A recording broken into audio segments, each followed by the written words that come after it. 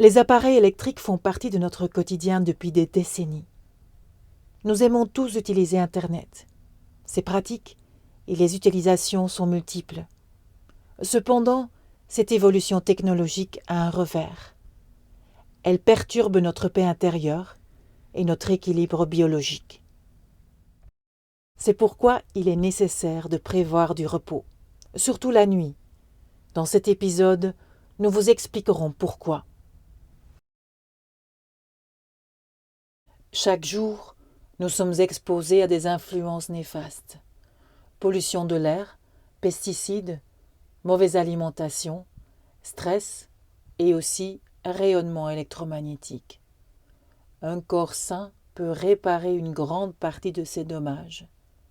Mais un corps trop agressé s'épuise et finit par tomber malade. La nature nous a donné de fantastiques mécanismes de récupération. L'un des plus importants est le sommeil. Une bonne nuit de sommeil vous permet de commencer votre journée frais le matin. Cela nous permet de nous remettre des dommages que nous subissons chaque jour.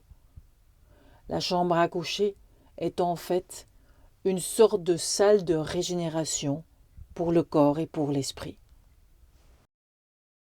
Nous savons tous qu'un bon sommeil fait des merveilles. Mais saviez-vous que les ondes électromagnétiques artificielles perturbent également la qualité de votre sommeil?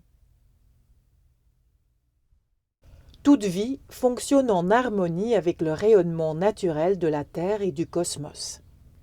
Nous en avons déjà parlé dans l'épisode 1 de cette série.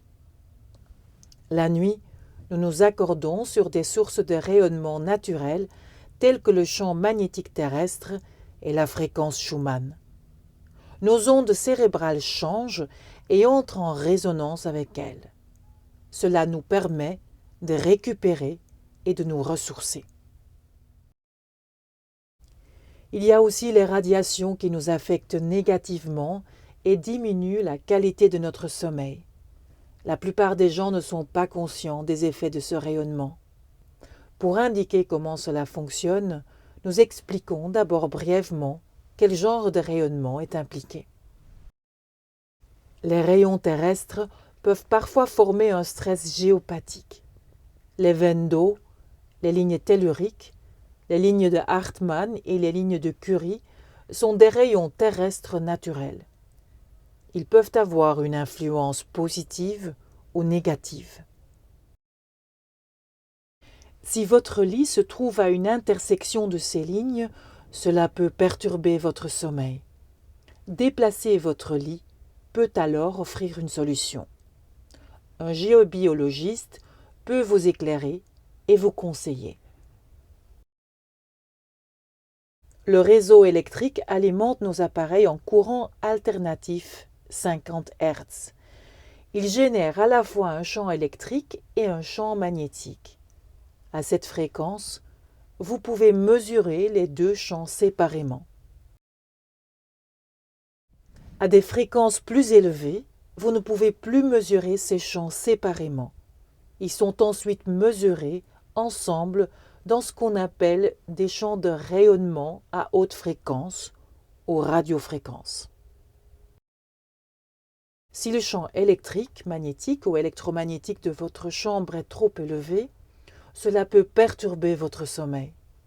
Il est donc important de limiter au maximum ces champs. Quelques exemples.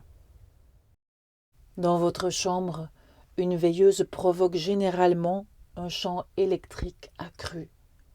La raison principale est que de nombreuses veilleuses ne sont pas mises à terre. C'est pourquoi il est important de placer une veilleuse à au moins 1 mètre de votre tête et de mettre à terre tous les appareils. Les radioréveils et les babyphones émettent des micro-ondes. Cela pourrait être une des raisons pour lesquelles votre bébé ne dort pas bien. Il vaut mieux éviter le babyphone ou le réveil proche du lit du bébé. Il existe d'ailleurs des moniteurs pour bébés qui ne fonctionnent pas avec des radiofréquences. Ils sont beaucoup plus sains pour votre enfant. Il existe également des alternatives saines au réveil. De nombreux jeunes gardent également leur smartphone à proximité pendant la nuit. Parfois, ils placent même l'appareil sous l'oreiller. Ce n'est pas une bonne idée. Sous forme de données, les applications pour smartphone échangent en permanence des signaux pulsés à haute fréquence. Cela perturbe votre sommeil et finit par causer des problèmes de santé. Un smartphone n'a pas sa place dans votre chambre. Si vous souhaitez l'utiliser comme réveil, réglez-le en mode avion et vérifiez si le Wi-Fi et le Bluetooth sont désactivés. Certains téléphones récents émettent des ondes même lorsqu'ils sont en mode avion. Gardez-le toujours à au moins 1 mètre de votre corps. Mieux encore, laissez simplement ce smartphone hors de votre chambre. Il en va de même pour la télévision, les installations de musique et les ordinateurs. Même éteint, il crée un champ électrique pouvant atteindre plusieurs mètres. Aujourd'hui, de nombreux appareils transmettent également des signaux Bluetooth et Wi-Fi qui perturbent votre sommeil. Vérifiez également combien de prises et de chargeurs USB vous avez à côté de votre lit. Les lampes à LED et les lampes à économie d'énergie sont souvent une source de perturbations électromagnétiques. Le conseil est de garder tout cela à au moins 1 mètre de votre corps pendant que vous dormez. Les modems et les routeurs transmettent des signaux Wi-Fi. Il est préférable de placer ces types d'appareils aussi loin que possible de votre chambre. Une bonne idée est de désactiver le signal Wi-Fi la nuit ou de régler votre modem de sorte qu'il ne produise pas de signaux sans fil.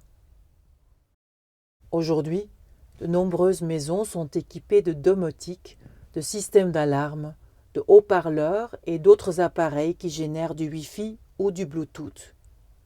Ils font cela généralement jour et nuit. Il est recommandé de toujours les utiliser câblés et de les manipuler de manière responsable. Enfin, un autre conseil, prenez une bonne résolution.